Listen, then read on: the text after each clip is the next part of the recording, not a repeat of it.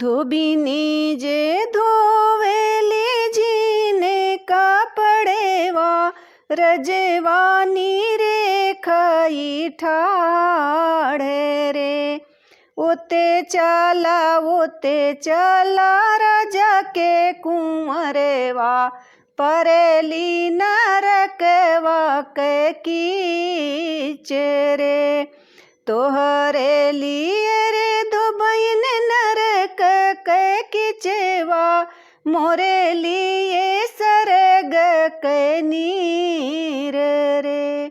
जऊ तू ही रजवारे हम पर लो भैला चला न हमारे न देश रे।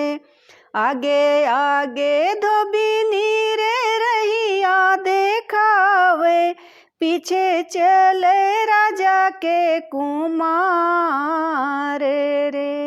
एक बने गईली दूसरे बने गईली तीसरे धोबिनिया के देश रे। एक मास बीतल दूसरे मास बीतल बीती गयल 6 मास रे। कपड़ा कचरे रजवा झड़ुआ लगावे काछे गदहिया कैलीद रे। छोड़े आयो बाबा के राज रजैया माई के छोड़ा दुलार रे।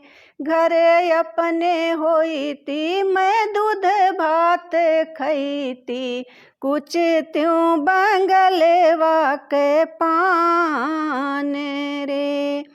एक हाथे रजवा हो झड़ुआ लगावे दूजे हाथे धूने कपार रे।